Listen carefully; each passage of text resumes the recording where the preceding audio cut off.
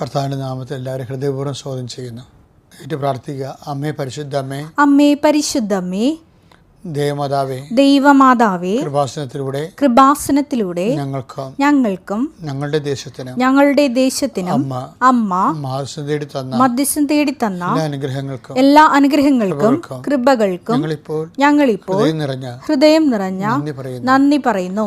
അമ്മേ പരിശുദ്ധമ്മേ, അമ്മേ പരിശുദ്ധമ്മേ, ദൈവമാതാവേ, 2004 ഡിസംബർ 7 തീയതി ഉച്ചകഴിഞ്ഞ് 2:30 കൃപാസനത്തിൽ സംഭവിച്ച അമ്മയുടെ പ്രത്യക്ഷപ്പെടലിനെ കുറിച്ച് തിരുസഭയ്ക്ക് സമർപ്പിച്ചിരിക്കുന്ന പഠനരേഖകളുടെ മേൽ സഭാത്മകമായ പഠനം ആരംഭിക്കുവാൻ ഞങ്ങൾ താഴ്മയോടെ പ്രാർത്ഥിക്കുന്നു. അമ്മേ പരിശുദ്ധമ്മേ, ഭൂസ്വർലോകങ്ങളുടെ രാജ്ഞിയായ അങ്ങയ്ക്ക് ഭൗമ സംരക്ഷണത്തിനായി പ്രപഞ്ച പ്രകൃതിയെ തന്നെ തിരുസഭ പ്രതിഷ്ഠിക്കുവാൻ ഈ പ്രത്യക്ഷീകരണം വഴി ഇടയാക്കണമേ. പരിശുദ്ധ അമ്മേ, ജപമാല മാതാവേ, സകല കൃപാസനം പ്രാർത്ഥനകളോടും ചേർത്ത് ഞങ്ങളിപ്പോൾ പ്രാർത്ഥിക്കുന്ന ഈ കുടുംബത്തിന്റെ പ്രത്യേക നിയോഗം.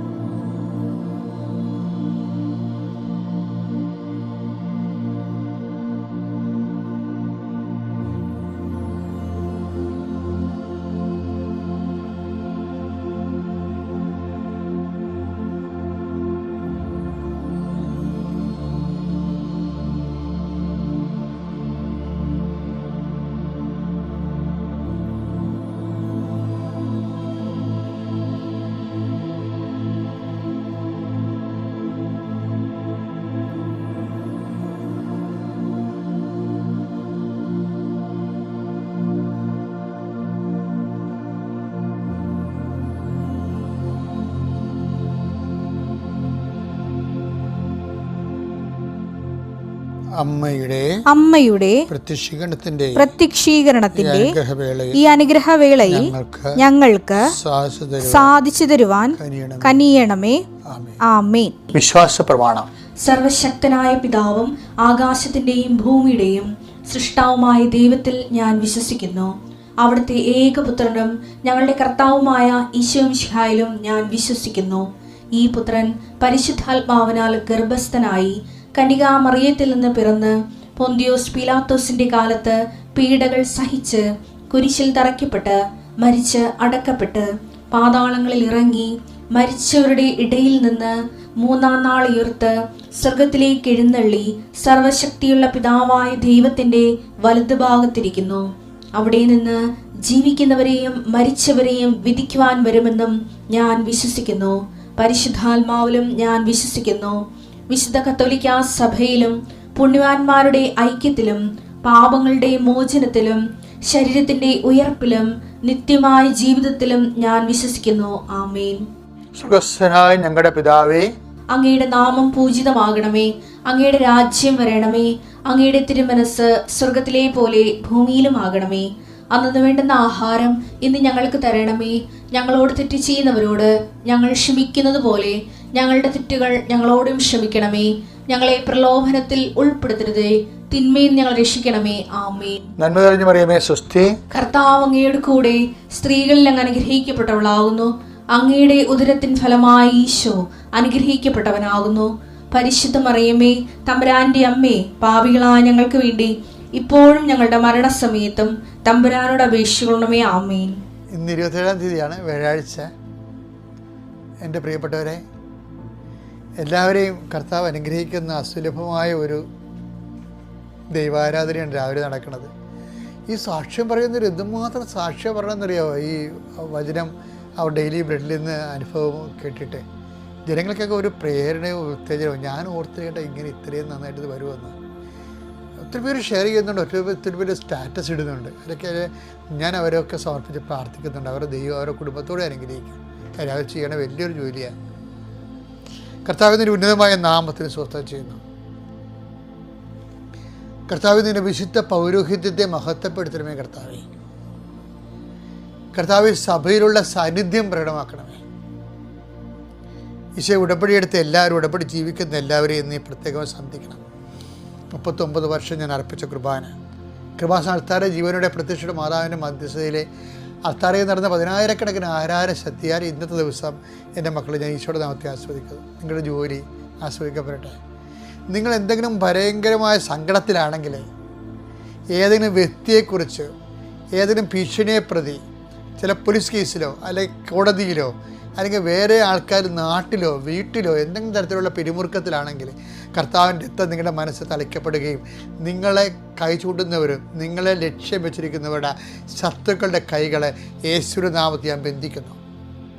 അതിർത്തി തർക്കങ്ങളുള്ളവരെ, സാമ്പത്തികമായ വിഷമതകളിൽ സങ്കടപ്പെട്ടിരിക്കുന്നവരും പിരിമുറുക്കം വന്നവർ, മനസ്സ് ഭയങ്കരമായിട്ട് മുരടിച്ചിരിക്കുന്നവർ, കുടുംബത്തിലുള്ളവരുടെ കിരാതമായ പെരുമാറ്റം, നിർദ്ദയമായ പെരുമാറ്റം, സങ്കടകരമായ പെരുമാറ്റം, നമ്മൾ മനസ്സിലാക്കാത്ത അവസ്ഥകൾ, ബോധപൂർവ്വം മനസ്സിലാക്കാതെ നമ്മൾ ഉപദ്രവിക്കാൻ വേണ്ടിയുള്ള ശ്രമങ്ങൾ, കുലുസിത തന്ത്രങ്ങൾ നടക്കുന്നവരുടെ യേശുക്രിസ്തു ഉന്നതമായത്തിൽ ആ പൈശാചിക ശക്തികളെ യേശുവിൻ്റെ നാമത്തിൽ ഞാൻ ബന്ധിക്കുന്നു. നിനക്കെതിരെ ദോഷങ്ങൾ ചെയ്തിട്ടുള്ളവരെ, നിനക്കെതിരെ കുഴുവത്രം മന്ത്രവാദം എന്നൊക്കെ പറഞ്ഞ് ഭീഷണിപ്പെടുത്തിയിട്ടുള്ളവരെ, നിന്നെ ശരിയാക്കി കളയുമെന്നൊക്കെ പറഞ്ഞിട്ട് നിൻ്റെ ജീവന് വേണ്ടി പതിയിരിക്കുന്നവരെ, നിന്നെ ഭീഷണിപ്പെടുത്തിയിട്ടുള്ളവരെ കർത്താവിൻ്റെ ഉന്നതമായ നാമത്തിൽ സർപ്പത്തിന് തലയെ തകർത്ത പരിശുദ്ധ അമ്മയുടെ മധ്യസ്ഥരെ യേശുക്രിസ്തു നിൻ്റെ ശത്രുക്കൾ ഞാൻ ബന്ധിക്കുന്നു.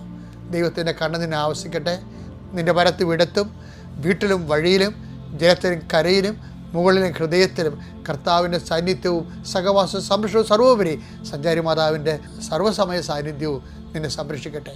നിത്യം പിതാവും പുത്രനും പരിശുദ്ധാത്മാവും സർവീശ്വര എന്നേക്കും ആമേൻ. എൻ്റെ പ്രിയപ്പെട്ട, നമ്മളെപ്പോഴും ശ്രദ്ധിക്കേണ്ടത് വാട്ട് വി ആർ ഡൂയിങ്. നമ്മളൊത്തിരി നല്ല കാര്യങ്ങളൊക്കെ ചെയ്യുന്നില്ലേ? എന്തുമാത്രം ഇപ്പോൾ സഭയുടെ തന്നെ സാമൂഹ്യ പ്രവർത്തനത്തിൻ്റെയൊക്കെ ഇപ്പോൾ ചില യൂറോപ്യൻ രാജ്യങ്ങളുടെ സാമൂഹ്യ പ്രവർത്തനം, ചില കോൺഗ്രിഗേഷൻ്റെയൊക്കെ സാമൂഹ്യ പ്രവർത്തനം അവിടെ രാജ്യത്തിൻ്റെ ബഡ്ജറ്റിൻ്റെ തന്നെ പകുതിയോളം വരുന്നുണ്ട്.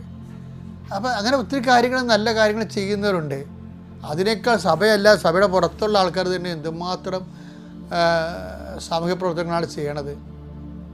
പക്ഷേ നിങ്ങൾ ക്രിസ്തീയതയിൽ നിങ്ങൾ എന്ത് ചെയ്യുന്നു എന്നുള്ളതല്ല പ്രശ്നം, ആരുടെ നാമത്തിൽ ചെയ്യുന്നു, അതാണ് ബൈബിൾ അന്വേഷിക്കുന്നത്. ഈ മർക്കോസിന്റെ സുവിശേഷം 9:41 എടുത്തേ. സത്യമായി ഞാൻ നിങ്ങളോട് പറയുന്നു, സത്യമായി ഞാൻ നിങ്ങളോട് പറയുന്നു, നിങ്ങൾ ക്രിസ്തുവിനുള്ളവരാകയാൽ അവന്റെ നാമത്തിൽ ആരെങ്കിലും നിങ്ങൾക്ക് ഒരു പാത്രം വെള്ളം കുടിക്കാൻ തന്നാൽ അവന് പ്രതിഫലം ലഭിക്കാതിരിക്കുകയില്ലെന്ന്. അപ്പോൾ എന്ത് സംഭവം? നമ്മൾ എന്ത് ചെയ്യുന്നു എന്നുള്ളതല്ല പ്രശ്നം, പിന്നെ ആരുടെ നാമത്തിൽ ചെയ്യുന്നു എന്നുള്ളതാണ്. അത് പേഴ്സണൽ ആൻഡ് പ്രസൻറ്റ് ഇൻറ്റൻഷനാണ്. ഇപ്പോൾ ലോഹ ഇട്ടത് കൊണ്ട് ക്രിസ്തുവിൻ്റെ പേരിലാണെന്നൊരു നിർബന്ധമില്ല. ലോഹ ഇട്ടുകൊണ്ട് ക്രിസ്തുവിൻ്റെ പേരിൽ എല്ലാം സംസാരിക്കുന്ന എന്തുമാത്രം ആൾക്കാരെ ടി വി കാണാം. സഭയുടെ പേരിലെല്ലാം സംസാരിക്കുന്ന എത്ര പേരെ ടി വി കാണാം. എവിടെ നിന്നെങ്കിലും 10 കൈകടി കിട്ടുമെന്നുണ്ടെങ്കിൽ സഭേനെ തള്ളിപ്പറയാം, ക്രിസ്തുവിനെ തള്ളിപ്പറയാം, സമുദായത്തെ തള്ളിപ്പറയാം, മറ്റുള്ളവർ സമുദായം അവർ കേവന്മാരായിട്ട് അവിടെ ഇരിക്കും. പക്ഷെ അതുകൊണ്ടാണ് ബൈബിൾ കൃത്യമായിട്ട് പറയണത്. എന്താ പറയണത്? അതായത് നിങ്ങൾ ജനത്തിന് രണ്ടായിട്ടാണ് തിരിക്കണത്. എന്താണ്? 9:41 വായിച്ചേ.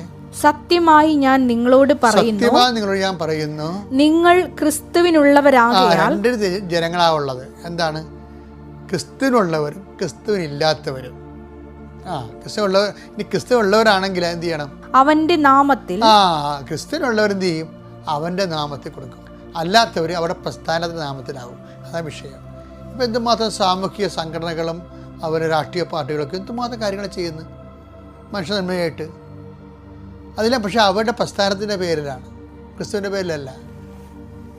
ക്രിസ്തുവിൻ്റെ പേരിൽ ക്രിസ്തുവിൻ്റെ വിഷയം എന്ന് പറഞ്ഞാൽ നിത്യതയുമായിട്ടുള്ള വിഷയമാണ്. നിത്യതയിൽ നമ്മൾ ദൈവത്തിൻ്റെ കൂടെ ആയിരിക്കണം എന്നുള്ളൊരു കാഴ്ചപ്പാടുള്ളത് കൊണ്ടാണ് നമ്മൾ ക്രിസ്തുവിൻ്റെ നാമത്തിൽ ചെയ്യണത്. അതാണ് അവൻ്റെ നാമത്തിൽ. നിങ്ങൾ ഇതിൻ്റെ വായിച്ചേ. സത്യമായി ഞാൻ നിങ്ങളോട് പറയുന്നു, നിങ്ങൾ ക്രിസ്തുവിനുള്ളവരാണെങ്കിൽ അവന്റെ നാമത്തിൽ ആരെങ്കിലും നിങ്ങൾക്ക് ഒരു പാത്രം വെള്ളം കുടിക്കാൻ തന്നാൽ അവന് പ്രതിഫലം ലഭിക്കാതിരിക്കുകയില്ല. പ്രതിഫലം ലഭിക്കാതിരിക്കുകയില്ല. അപ്പം നമ്മൾ എന്താ ചെയ്യണം? ഉടമ്പടിയിൽ എന്താ ചെയ്യണത്? ഉടമ്പടിയിൽ എടുക്കുന്ന ക്രിസ്തുവിൻ്റെ നാമത്തിലാണ്. അതുകൊണ്ട് ഉടമ്പടി പ്രകാരം ചെയ്യുന്നത് നമുക്കറിയാമല്ലോ. ഞങ്ങൾ ചുമ്മാ ഇപ്പം ഈ വയനാട് ദുരന്തത്തിൽ കൊടുത്ത മുഴുവൻ ഉടുപ്പുകളില്ലേ, അതുപോലെ പയർ, അരി എല്ലാം അടിയന്തരമായിട്ട് ഞങ്ങൾ എത്തിച്ചില്ല അവിടെ. അതെല്ലാം എന്താണ്, ഒരൊറ്റ ദിവസം ഒന്ന് വിളിച്ച് പറഞ്ഞ് നേരത്തെ ഇവിടെ എല്ലാം സ്റ്റോക്ക് ചെയ്ത് വെച്ചിട്ടുണ്ടായിരുന്നു. ഞങ്ങൾ 5000-ഓളം ചുരിദാർ എല്ലാം സ്റ്റോക്ക് ചെയ്ത് വെച്ചിരിക്കുകയായിരുന്നു. അതുപോലെ ഉടുപ്പ്, സാരി എല്ലാം. ഏത് സമയത്താണെന്നല്ല കലാമിറ്റി വേണ്ട, നമുക്ക് അറിയത്തില്ലല്ലോ. അപ്പോൾ ചിലപ്പോൾ ഉടുതുണി പോലും മനുഷ്യന് നഷ്ടപ്പെട്ടു. അപ്പോൾ നമ്മൾക്ക് ആ സ്പോട്ടിൽ പോയി കളക്ട് ചെയ്യുന്നതല്ല, നമ്മൾ കളക്ട് ചെയ്ത് വെച്ചിട്ടൊക്കെ ഒരു കലാമിറ്റിയെ നേരിടാനുള്ള സംഭവം കൃപാസനത്തിൽ എപ്പോഴും ഉണ്ടാകും. എന്താ കാര്യം? അത് നമ്മളെ കൊണ്ടേ കൊടുക്കണം. മാത്രമല്ല, ഈ ഉടമ്പടി ചെയ്യുന്ന ആൾക്കാർ, ഇന്ന് കഴിഞ്ഞ ദിവസങ്ങളിലൊരു രസം ഉണ്ടായി. 4 ക്യാൻസർ 4ാം സ്റ്റേജാണ്. അവർ 4 മണിക്ക് എഴുന്നേറ്റിട്ട് അവരുടെ കൈ കൊണ്ട് തന്നെ, അവർക്ക് വേണ്ട ഹോട്ടലിൽ നിന്ന് വാങ്ങിച്ച് ഭക്ഷണം കൊടുക്കാം രോഗികൾക്ക്, പിന്നെ അവരുടെ കൈ കൊണ്ട് തന്നെ അരിയും കറിയും ഉണ്ടാക്കി, ചോറും കറിയും ഉണ്ടാക്കി അത് ചുമന്നുകൊണ്ട് പോയി അവർ ആശുപത്രിയിൽ കൊടുത്തു. എന്താണ്? അവർ ക്രിസ്തുവിനുള്ളവരാണെങ്കിൽ അവർ കൊടുക്കണ ക്രിസ്തുവിൻ്റെ നാമത്തിലാകും. ക്രിസ്തുവിൻ്റെ ഒരു വാക്ക് പോലും പറയാതെ നമുക്ക് എന്ത് സാമൂഹ്യ പ്രവർത്തനം ചെയ്യാം. അത് ക്രിസ്തുവിനെ മാറ്റി നിർത്തിക്കൊണ്ട് മാനവീയ പ്രവർത്തനം മാത്രമേ ആകത്തുള്ളൂ. അത് സുവിശേഷ പ്രവർത്തനം ആകത്തില്ല. കൃപാസനം ചെയ്യണത് എന്താണ്? സുവിശേഷ പ്രവർത്തനമാണ്. ക്രിസ്തുവിനെ സ്വീകരിക്കുന്ന എല്ലാവരും, അവരെന്ത് ജാതിയായാലും ശരി, അവരെ ന്യായസാരപ്പെടുത്തി മതം മാറ്റുകയല്ല, മറിച്ച് അവിടെ മനസ്സ് മാറ്റിയിട്ട് മനുഷ്യനെ സ്നേഹിക്കുന്നവരാക്കും. അത് അകത്തുള്ളവരാക്കും, പുറത്തുള്ളവരാക്കും. എന്താ കാര്യം? ദൈവത്തിനും മനുഷ്യനും ഗുണമുള്ള സാക്ഷികളായിട്ട് മാറണം. അവർ സുവിശേഷമാകണം, സുവിശേഷമേകണം, അതിൻ്റെ സ്പിരിറ്റിൽ ജീവിക്കണം. അതിന് ഈ നോൻപുകാരൻ നിങ്ങളെ സഹായിക്കട്ടെ. പിതാവിൻ്റെയും പുത്രൻ്റെയും പരിശുദ്ധാത്മാവിൻ്റെയും നാമത്തിൽ. ആമേൻ.